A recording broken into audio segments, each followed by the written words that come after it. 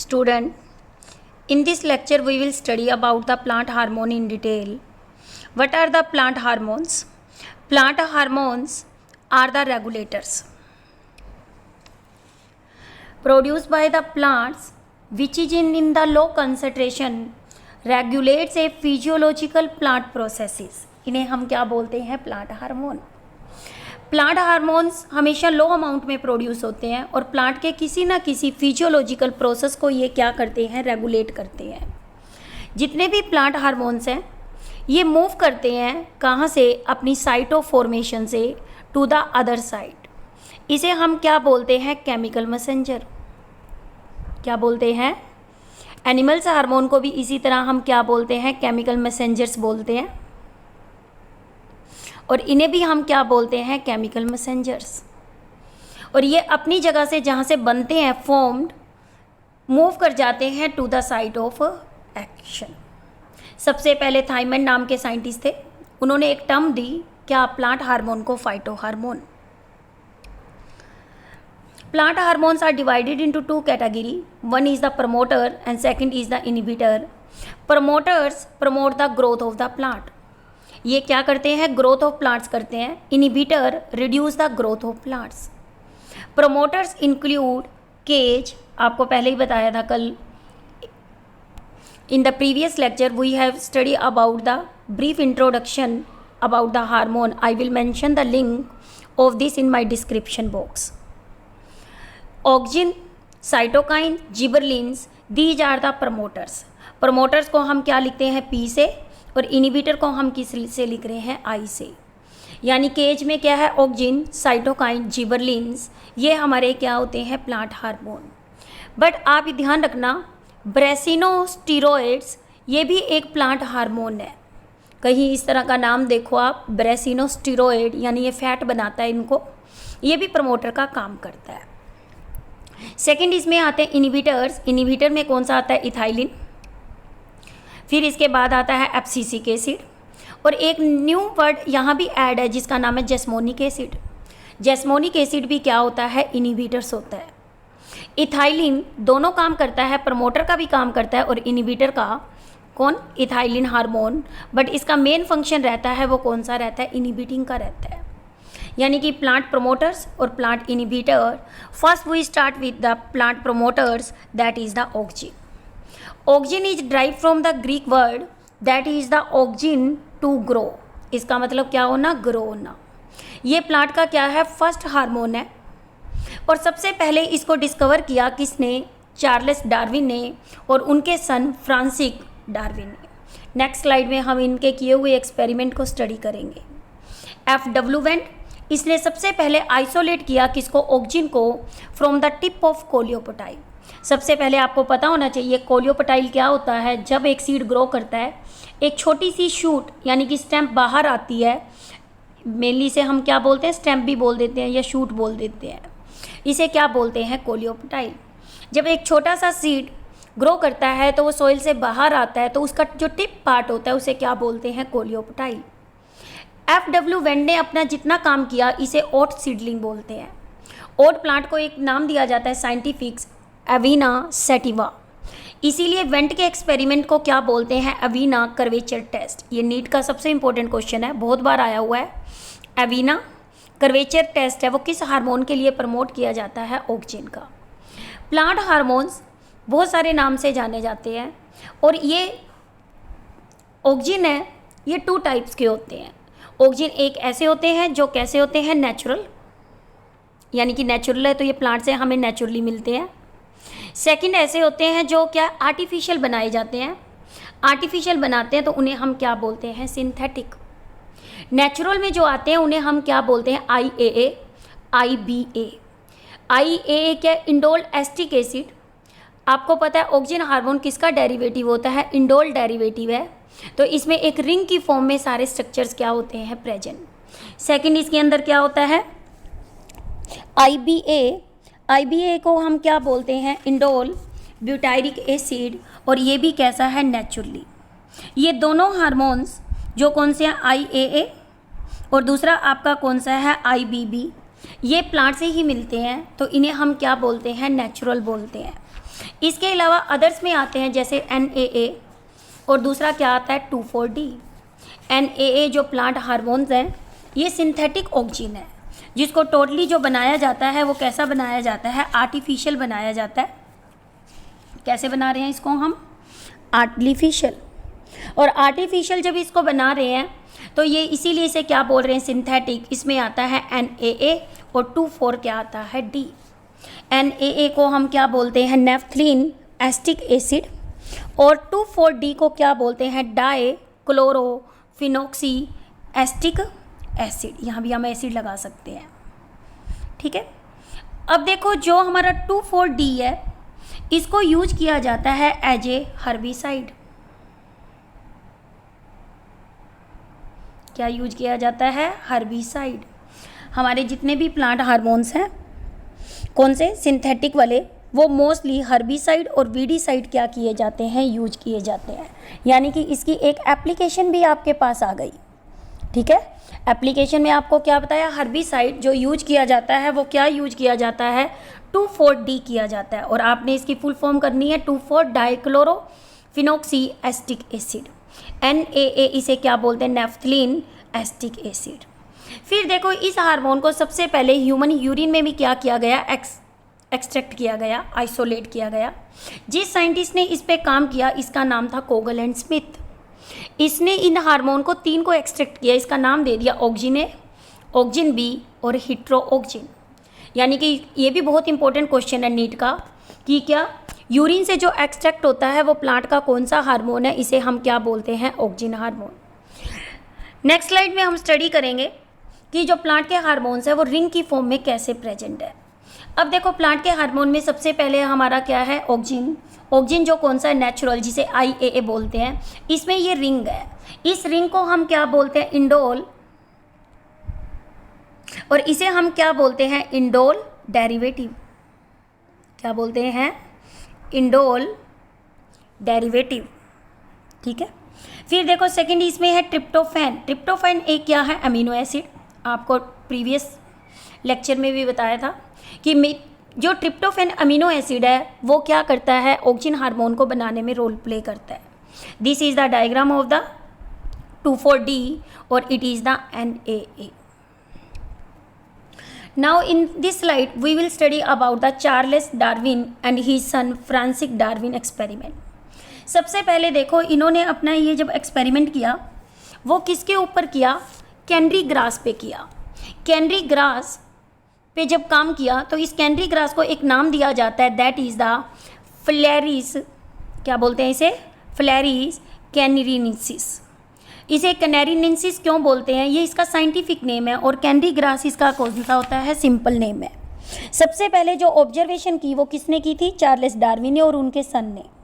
उन्होंने canary grass की ये कोलियोप्टाइल ली। कोलियोप्टाइल मैंने अभी बताया था स्टेम का टिप पार्ट होता है। उन्होंने क्या किया, इसको वन साइड से लाइट देना शुरू कर दिया। यहाँ से देखो वन डायरेक्शन से इसके ऊपर इसने क्या दिया, लाइट दी। जब यहाँ लाइट दी तो इसके अंदर आप देखो जहाँ से लाइट दी वहाँ पे इसमें बेंडिंग होना क्या हो गया, शुरू हो गया। अब देखो ये बेंडिंग हो रहा है, यानी स्टेम पे वो लाइट को रिसीव कर रहा है और टूवर्ड्स द लाइट ही क्या कर रहा है, बेंड। इसके इस इफेक्ट को क्या बोलते हैं, फोटोट्रोपिज्म। यानी कि क्या है, स्टैम्प आपका जो पॉजिटिव फोटोट्रोपिज्म होता है यानी टूवर्ड्स द लाइट जाता है। ट्रोपिक मूवमेंट्स किसके लिए होती है, जिसमें डायरेक्शन ऑफ स्टिमुलस डिटरमाइन करता है डायरेक्शन ऑफ रिस्पॉन्स को। तो यानी कि डायरेक्शन ऑफ जो स्टिमुलस है इसमें कौन है, लाइट, और लाइट की तरफ ही जा रही है, इसे हम क्या बोलते हैं, ट्रोपिक मूवमेंट्स। और अवे होती है तो उसे तो बोलते हैं नेगेटिव, और टूवर्ड्स द स्टिमुलस होती है पॉजिटिव। ये लाइट के पास जा रहा है तो इसीलिए इसे क्या बोलते हैं, पॉजिटिव फोटोट्रोपिज्म। यानी कि जो स्टेम शो करता है वो पॉजिटिव फोटोट्रोपिज्म शो करता है। जब एक साइड से डायरेक्शन में लाइट दी तो ये बेंडिंग उसी साइड में हुई। ऐसा क्यों हुआ, जो टिप पार्ट होती है प्लांट की वहाँ पे जो हार्मोन बनता है वो ऑक्सिन होता है। जब इसकी टिप ओपन में ग्रो कर रही है तो ये ऑक्सिन हार्मोन यूनिफॉर्म इसके अंदर क्या रहता है, डिस्ट्रीब्यूट। जब आप वन साइड में इसको एक ही डायरेक्शन में लाइट देना शुरू कर देते हो तो ये जहाँ लाइट दे रहे हो उस साइड पे ये आपका क्या हार्मोन नहीं बनता, ये कहाँ बनता है, शेड वाली साइड पे। कौन सी साइड पे बनता है, शेड वाली साइड पे, जहाँ पे छाया होती है, जहाँ पे धूप नहीं पड़ती। तो ऑक्सिन की हार्मोन, ये भी बहुत इंपॉर्टेंट क्वेश्चन है, कौन सी साइड पे आपके ऑक्सिन की हार्मोन्स होती है, ऑक्सीजन की सिंथेसिस होती है। टेंड्रिल वगैरह की मूवमेंट्स भी देखते हो आप, देखते हो जो प्लांट्स हैं ओपन सनलाइट में सीधे सीधे ग्रो करते हैं टूवर्ड्स द सन। ये क्यों ग्रो करते हैं? ऑक्सीजन की वजह से। इसी तरह क्या है, ये ग्रेविटिज्म को भी शो करता है। बट आपको पता है स्टेम तो हमेशा कहाँ जाती है? ऊपर की तरफ जाती है। रूट हमेशा कहाँ जाती है? नीचे की तरफ। यानी ये स्टेम के अंदर ये क्या करता है? नेगेटिव ग्रेविटिज्म को क्या करता है? शो। बट रूट के केस में ये क्या होगा? पॉजिटिव ग्रेविटी जो क्या होगा? ग्रेविटोजियम को क्या करेगा? शो करेगा। यानी कि ऑक्सीजन हार्मोन दोनों में रोल प्ले कर रहा है, फोटोट्रोपिज्म और जियोट्रोपिज्म। फोटोट्रोपिज्म है तो वो क्या है? शूट के लिए है, वो पॉजिटिव रहता है, और रूट के लिए वो क्या रहता है? आपका ग्रेविटी पॉजिटिव रहती है, और स्टेम के लिए ग्रेविटी क्या रहती है? नेगेटिव। अब देखो ये दिखा रखा है बेंडिंग किसमें? यू डाइकोट्स के अंदर। ये नेचुरली एक ग्रो प्लांट है। यहाँ पे वन डायरेक्शन में इसको क्या दे दी गई है? लाइट दे दी गई है। तो आप देखो इन सीडलिंग की जो बेंडिंग हो रही है वो टूवर्ड्स द क्या हो रही है? लाइट। यानी ये बेंडिंग किसकी वजह से होती है? ऑक्सीजन हार्मोन्स की वजह से। सेकेंड एक्सपेरिमेंट जो किया वो किसने किया? FW वेंट ने करा। इसने अपना एक्सपेरिमेंट किया तो वो किसके ऊपर किया? एविना ग्रास पे। और एविना ग्रास पे जब उन्होंने अपना एक्सपेरिमेंट किया तो इसीलिए इसे क्या बोलते हैं? Avena curvature test. और इसका साइंटिफिक नेम क्या होता है? Avena sativa. और इसका कॉमन नेम क्या होता है? ओट। देखो ये दिखा रखा है आपको। सबसे पहले ये कोलियोपटाइल है। क्या है? कोलियोपटाइल। ये कोलियोपटाइल किसकी है? ओक ट्री की है। ठीक है। इसने इसकी क्या कर ली? यहाँ से टिप को कट ऑफ कर दिया। जब इसकी टिप को यहाँ से कट ऑफ कर लिया तो यहाँ पे ये क्या है? अगार का एक ब्लॉक पड़ा है। अगार एक जेली लाइक सब्सटेंस होता है, जो बच्चे भी जेली खाते हैं वो सारी अगार होती है। इसने क्या किया? इस कोलियोपटाइल की टिप को कट किया और कट करके इसको किसके ऊपर रख दिया? अगार पे रख दिया। क्या हुआ? जो टिप पे हार्मोन बना यानी कि ऑक्सीजन ही बनता है, ये सारा डिफ्यूज कर जाता है किसके अंदर? इस अगार के ब्लॉक के अंदर। जब सेकेंड टाइम इसने इसी एक्सपेरिमेंट को परफॉर्म किया तो कैसे किया? अब देखो जब इसने क्या किया? Went then cut the blocks. इसने क्या किया? जो यह हमारे अगार के ब्लॉक थे, ये अगार था, इसके ऊपर ये टिप पार्ट इसने लगाई हुई थी, इसके ब्लॉक को यहाँ से क्या कर लिया? कट कर लिया। ठीक है। वेंट ने बाद में क्या किया? कट कर लिया ब्लॉक्स को। कहाँ से? अगार से। If he cut a tip from a coleoptile, उसने इसके कोलियोपटाइल फिर प्लांट लिया, उसकी टिप को यहाँ से क्या कर दिया? कट कर दिया। जब इसने इसको कट कर दिया फिर इसने क्या किया? वो अगार का ब्लॉक जो ये बना रखा था हमने पीछे, इसी प्लांट के ऊपर रख दिया। किसको? उसी एविना ट्री पे, जिसकी दूसरे नेक्स्ट और पौधा ले लिया, जैसे प्लांट ले लिया, उसको क्या करा? टिप को काट के उसको रख दिया। जो कटी हुई टिप हमने फर्स्ट एक्सपेरिमेंट में की थी अगार पे रखी हुई, इसको इसके ऊपर रख दिया। फिर इस कोलियोपटाइल को इसने कहाँ रखा? डार्क में रखा। इसने यहाँ पे क्या देखा?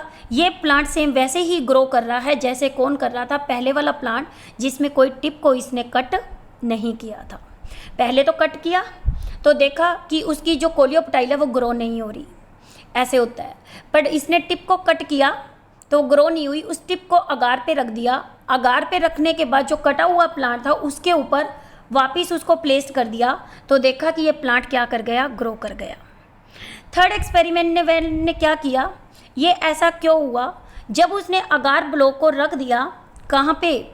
पूरे टिप के ऊपर, तो पूरे प्लांट ने इसमें क्या किया? वहाँ पे बेंडिंग को शो किया। यहाँ देखो इसमें एक में तो इसने पूरा कवर कर रखा है, किसको? टिप पार्ट को। एक में इसने कवर कर रखा है कौन से पार्ट से? हाफ पार्ट को। हाफ यहाँ वाले पार्ट के ऊपर इसने ब्लॉक से इसको कवर नहीं किया। और जब इसने देखा कि इसको वन साइड पे रखा तो कोलियोपटाइल को पहले तो पूरे पे रखता है तब तो सीधा ही ग्रो करता है। थोड़ा सा इसने डिस्प्लेस में रखा, पहले तो वो सीधा ग्रो कर गया, बाद में ये क्या हो गया? बेंड कर गया। ये देखो थोड़ा सा क्या कर गया? बेंड। ये बेंड क्यों कर गया? क्योंकि इसने जब अगार ब्लॉक रखा तो उसमें टिप से क्या होता? हार्मोन वो डिफ्यूज हो गया, अगार में आ गया। अगार से कहाँ आ गया? इस कटी हुई कोलियोपटाइल पे उसको ऑक्सीजन हार्मोन मिल गया, जिससे इसकी ग्रोथ हो गई और इसने बेंडिंग को क्या किया? शो किया। यानी कि अवेना कर्वेचर टेस्ट का फ्लो क्या रहता है? पहले cut off the tip of Avena को कोलियोपटाइल, हमने इसकी कट कर दी। सेकंड इसको ऊपर किसके ऊपर रखा, अगार प्लेट के ऊपर। अगार पे रखा तो क्या हुआ, जो टिप में ऑक्सीजन था वो डिफ्यूज हो गया इस अगार ब्लॉक में। फिर इसने प्लेस कर दिया अगार ब्लॉक को, देखो आप कैसे, एसिमेट्रिकल, एसिमेट्री के ऊपर कहाँ, ऑन द कट कोलियोपटाइल। हाफ को कवर किया, हाफ को कवर नहीं किया, तो इस केस के अंदर कोलियोपटाइल के अंदर कर्वेचर आना क्या हो गया, शुरू। यानी ये एक्सपेरिमेंट आपको क्या शो कर रहा है कि जो अमीना एक्सपेरिमेंट है वो ये कहता है कि जो टिप होती है कोलियोपटाइल की, वहाँ पे ये ऑक्सीजन हार्मोन बनता है। Now the site where the oxygen hormone is formed, oxygen hormone is made in actively growing tissue. और एक्टिवली ग्रोइंग टिश्यू होते हैं, कौन से होते हैं, young leaves, fruits, specially the shoot apex. यानी कि ये ज़्यादातर ग्रो करता है वो कौन से पार्ट पे करता है, अपाइसिस पार्ट पे करता है। अपेक्स से वर्ड बनता है आपका कौन सा, अपाइसिस। यानी ये जो अपाइसिस पार्ट किसके होते हैं, एक तो शूट के और एक किसके होते हैं, रूट के। यानी दोनों टिप के वजह से होता है, एक ऊपर का पार्ट और एक नीचे का। ऊपर शूट होती है और नीचे क्या होती है, रूट। दोनों की टिप पे जो फॉर्मेशन होती है वो किसकी होती है, ऑक्सीजन की। और ये कहाँ बनता है, in the cytosol of cell.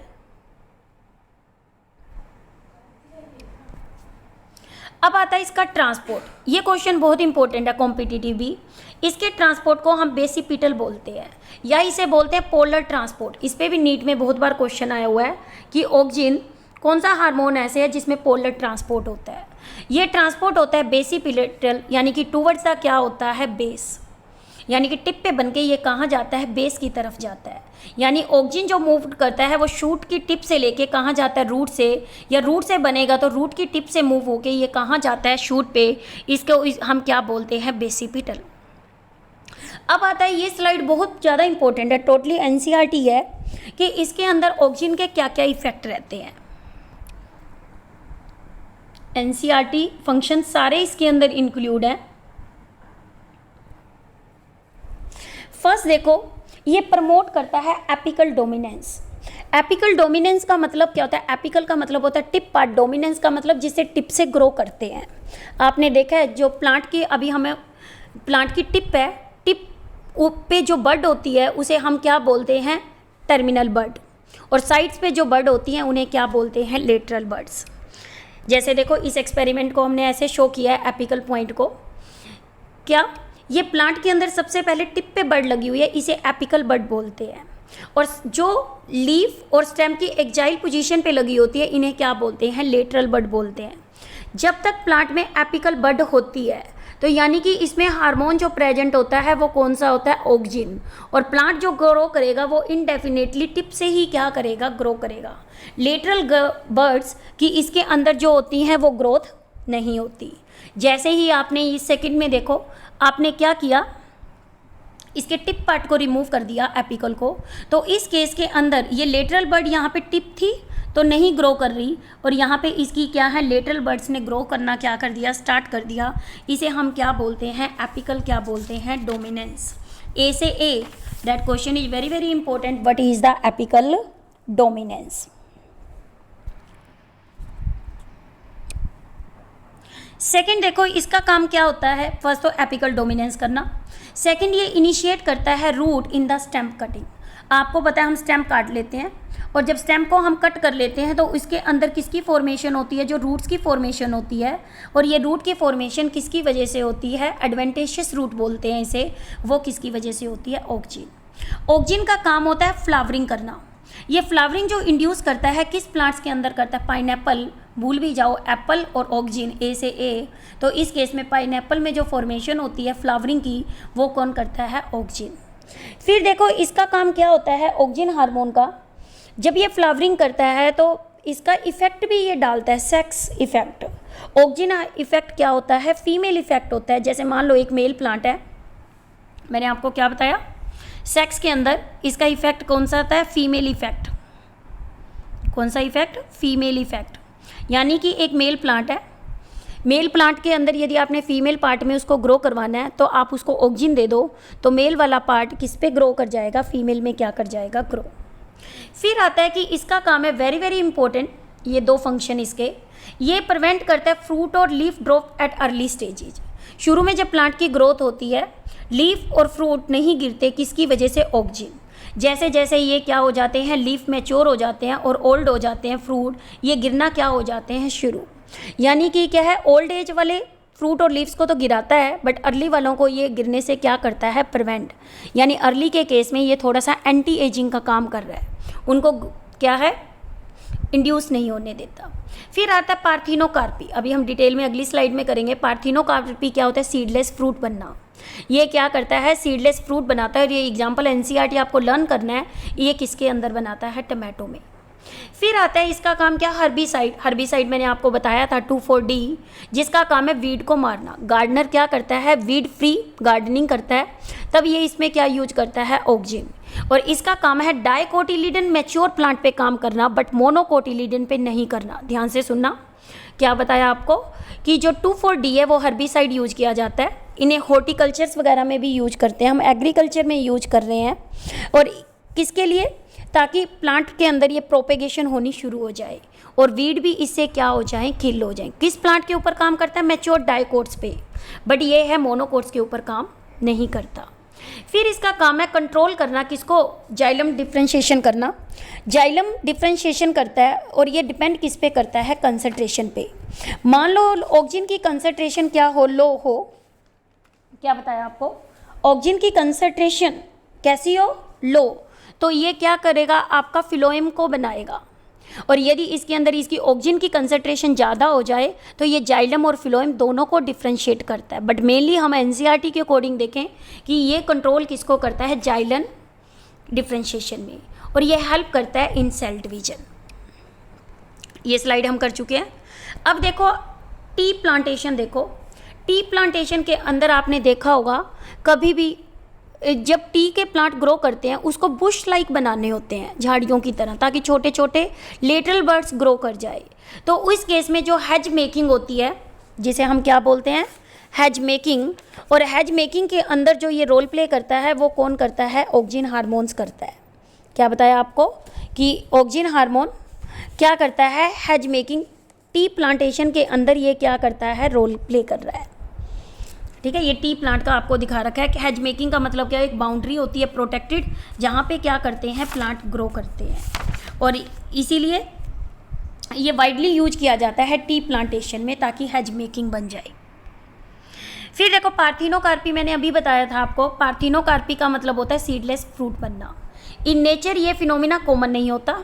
इस केसेस में हम कंसंट्रेशन ऑफ ऑक्सीजन को यूज करते हैं इन ओवरी। नेचर के अंदर फिनोमिना ये कॉमन अनकॉमन है पार्थिनोकार्पी, बट हम हार्मोनल से इसे ट्रीट करते हैं कि जो कंसंट्रेशन होती है ऑक्सीजन में वो ओवरी के अंदर क्या होती है, higher than in the ovary of the plants which produce fruits only after fertilization. क्या बताया, पार्थिनोकार्पी क्या होता है, सीडलेस फ्रूट बनना विदाउट फर्टिलाइजेशन, इसे हम क्या बोलते हैं, पार्थिनोकार्पी। अब देखो जो कंसंट्रेशन होती है आपको बताया ऑक्सीजन की, वो क्या होती है, ओवरी में हायर होती है, किससे, प्लांट ओवरीज में, जब वो प्रोड्यूस क्या करते हैं, fruit only after fertilization. Latter cases के अंदर क्या हो जाता है, concentration of ovary in the ovaries increase हो जाती है आफ्टर पोलिनेशन एंड फर्टिलाइजेशन। यानी कि पहले तो हम बात करें कि ये फिनोमिना कॉमन नहीं है। सेकंड ये बताया कि इन केसेस के अंदर क्या होता है, अनकॉमन प्रोसेस है, कंसंट्रेशन ऑफ ओवरी में ऑक्सीजन हार्मोन क्या होता है, ज़्यादा than the ovary of the plants, जो प्रोड्यूस करते हैं फ्रूट्स ओनली आफ्टर फर्टिलाइजेशन। बाद के केसेस में इसकी कंसंट्रेशन इंक्रीज होनी क्या हो जाती है, शुरू। मैंने अभी बताया कि ये ओल्ड लीव्स को तो गिराता है और यंग लीव्स को गिरने से प्रिवेंट करता है। ये दिखा रखा है कि लीफ मेंटेनेंस फेस है, लीफ मेंटेनेंस है, यानी कि ये कंडीशन कौन सी है, यंग कंडीशन में है। बाद में देखो जैसे जैसे ये ओल्ड होता जा रहा है इसकी शेडिंग हो रही है। शेडिंग क्या है, इंडक्शन फेस है। इसमें जो ऑक्सीजन बना हुआ है वो आपका हार्मोन साथ साथ किसकी फॉर्मेशन कर देता है, इथाइलिन। ये पॉइंट याद रखना, very very important question of the need. जो इथाइलिन का प्रोडक्शन होता है वो ऑक्सीजन की वजह से होता है। इथाइलिन का प्रोडक्शन ऑक्सीजन की वजह से है, वो भी एक तरह से क्या है, इनहिबिटर्स। इस तरह से ये लीफ फॉल में क्या करता है, रोल प्ले। अब आता है कैलस फॉर्मेशन। कैलस फॉर्मेशन क्या होता है? हम टिश्यू कल्चर कराते हैं जिसमें प्लांट के एक छोटे से पार्ट को क्या करवाया जाता है? ग्रो करवाया जाता है। हम कहते हैं ये सेल डिवीजन और सेल इलैंग्वेशन करता है, बट इसका काम होता है क्या? टिश्यू कल्चर में भी क्या करना? रोल प्ले करना। टिश्यू कल्चर में हम प्लांट की एक छोटी सी सेल को ग्रो करवाते हैं। ये टिश्यू कल्चर डाल दिया मैंने, और जो ये हमने प्लांट डाला इसका नाम क्या होता है? एक्सप्लांट। जब टिश्यू कल्चर में एक्सप्लांट ग्रो करता है, पहले एक मास ऑफ सेल बनाता है जिसे हम क्या बोलते हैं? कैलस। क्या बोलते हैं? कैलस। तो कैलस जो ग्रोथ होती है टिश्यू कल्चर में क्वाइट कॉमन होती है। Continued growth of callus take place कब होती है? जब इसके अंदर हम क्या डाल देते हैं? ऑक्सीजन। इस तरह से ये कैलस फॉर्मेशन में भी क्या करता है? रोल प्ले करता है। Thank you for watching my video. Please like, subscribe and share my channel.